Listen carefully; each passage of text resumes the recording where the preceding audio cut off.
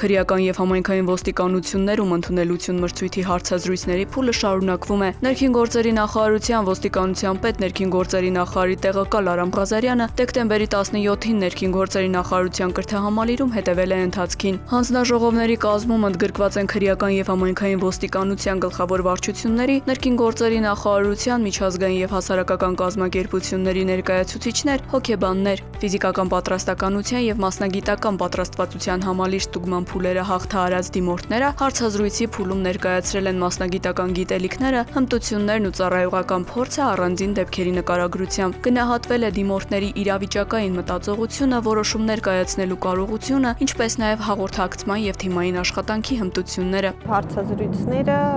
ուղղված էին դուրս բերելու, թե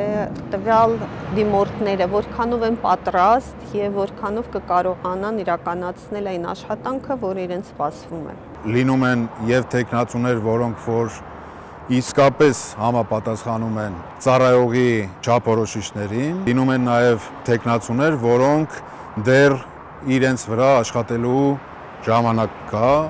Հարցազրույցի այս փուլում հանձնաժողովի անդամները ստուգում են դիմորդների պատրաստվածությունն ու ոստիկանությունում ծառայության պահանջների համապատասխանությունը։ Ընդունելություն մրցույթի արդյունքում ներքին գործերի նախարարության ոստիկանության ծառայողների համար ստեղծվում են մասնագիտական աճի, ծառայողական փորձը այլ ստորաբաժանումներում կիրառելու, ինչպես նաև առաջխաղացման նոր հնարավորություններ, նպաստելով անձնակազմի կարողությունների արդյունավետ օգտագործմանն ու համակարգի շարունակական զարգացմանը։ Հարցազրույցը հաջողությամբ հաղթահարածները կրթահամալիրում կանցնեն հատուկ վերապատրաստում եւ կնշանակվեն համապատասխան պաշտոնների։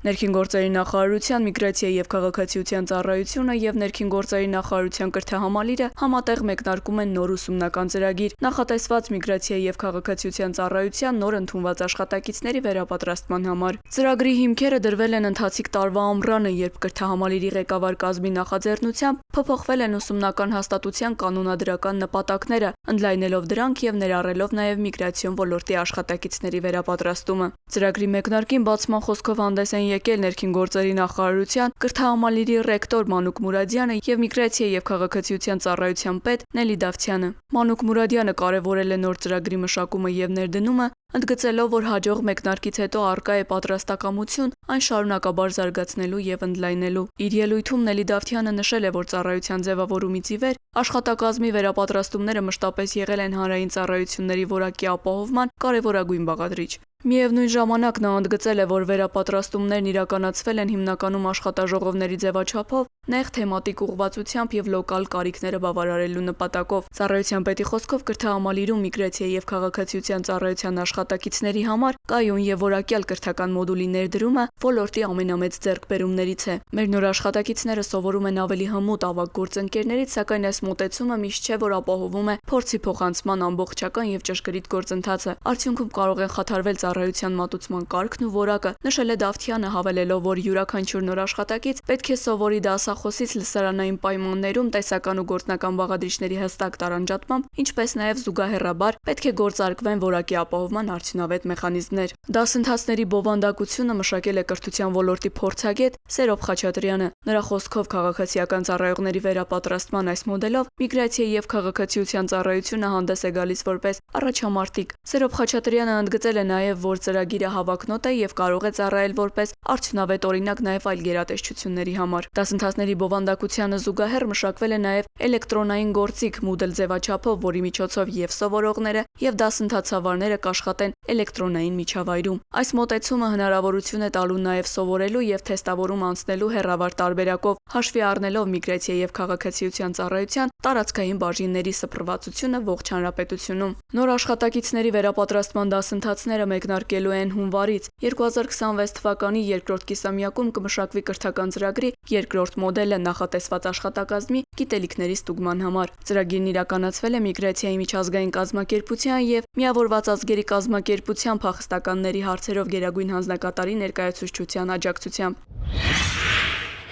Բետոնախառնիչ բեռնատարներից երբեմն թափվող բետոնը ճանապարհի որակի վրա ազդեցություն ունեցող նյութերից է, ինչն արագ կարծրանում է եւ խոչընդոտներ ստեղծում երթևեկության համար։ Երևանի Գայի պողոտայում մեքենայից բետոն էր թափվել, տեսանյութը տարածվել էր համացանցում։ Կամազ մագնիշի բետոնախառնիչ բեռնատարի վարորդի նկատմամբ կայացվել է վարչական իրավախախտման վերաբերյալ որոշում, տուգանքը 60,000 դրամ։ Հարգելի վարորդներ, ներքին գործերի նախարարության ոստիկանությունը հորդորում է վարելիս ուշադիր լինել այս հարցում, պահպանելով ճանապարհային երթևեկության կանոնները, օրինախախտները հայտնաբերվում եւ ենթարկվում են պատասխանատվության։ 2025 թվականի հունիս ամսից ոստիկանությունում գործարկվել է SafeU առցանց անվտանգ բջջային հավելվածը։ Ընտանեկան եւ կենցաղային բռնության դեպքերին արագ արձագանքելու եւ լատենտային բնույթ կրող դեպքերը բացահայտելու նպատակով SafeU-ն ապահովում է առավել արագ արձագանքում։ Հավելվածը հնարավորություն է տալիս բռնությունից տուժած անձանց կանչ կոճակի միջոցով արագ ահազանգել ոստիկանություն եւ ստանալ համապատասխան աջակցություն։ Անձնական տվյալների պաշտպանության տեսանկյունից հավելվածն անվտանգ է, չունի անձնական տվյալների արտահոսքի ռիսկեր։ Հավելվածը մշակվել է ՄԱԿ-ի բնակչության հիմնադրամի հայաստանյան գրասենյակի աջակցությամբ եւ ինտեգրվել ներքին գործերի նախարարության ոստիկանության օպերատիվ կառավարման կենտրոնում։ Ներքին գործերի նախարարության հաշվառման քննական ստորաբաժանումները կաշխատեն նաև առաջիկա շաբաթ օրերին՝ դեկտեմբերի 6-ին, 13-ին եւ 20-ին Երևանի եւ մարզերի հաշվառման քննական ստորաբաժանումների համար սահմանվել են աշխատանքային օրեր ժամը 9-ից մինչև 18 ներառյալ։ Քաղաքացիները գործարք կատարելու համար կարող են նախապես հերթագրվել roadpolice.am հարթակի, ինչպես նաև Early One Mobile հավելվածի միջոցով եւ սպասարկվել իրենց հարմար ժամերին։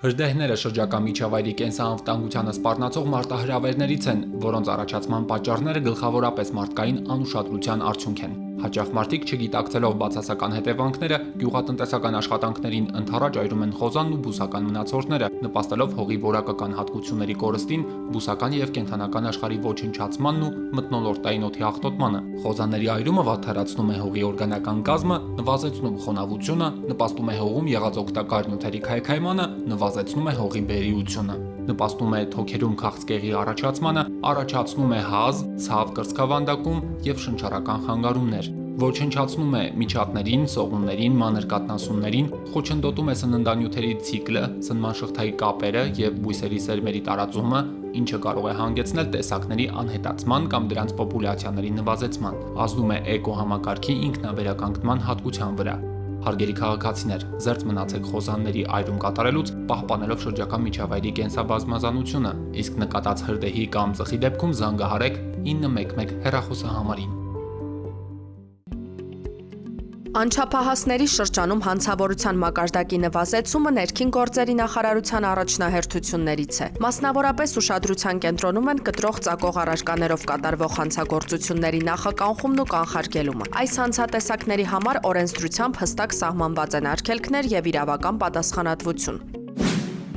Երեխայի իրավունքների մասին օրենքն արգելում է երեխային ներգրավել արտաքին տեսքով կամ կառուցվածքով սառը զենքի նմանվող եւ արտադրական կենցաղային տնտեսական ուսումնական մշակութային կամ դեկորատիվ նշանակություն ունեցող առարկաների, սարքերի կամ գործիքների վաճառքին։ Առևտրի եւ ծառայությունների մասին օրենքն արգելում է արտաքին տեսքով կամ կառուցվածքով սառը զենքի նմանվող եւ արտադրական կենցաղային տնտեսական ուսումնական մշակութային կամ դեկորատիվ նշանակություն ունեցող առարկաների, սարքերի կամ գործիքների վաճառքը 18 տարին չլրացած անձանց։ Վարչական իրավախախտումների վերաբերյալ օրենսգրքի համաձայն արտաքին տեսքով եւ կառուցվածքով սառը զենքի նմանվող եւ արտադրական կենցաղային տնտեսական ուսումնական մշակութային կամ դեկորատիվ նշանակություն ունեցող առարկաներ, սարքեր կամ գործիքներ 18 տարին չլրացած անձանց վաճառելու դեպքում վաճառողը կտուգանվի սահմանված նվազագույն աշխատավարձի 100-ապատիկի չափով։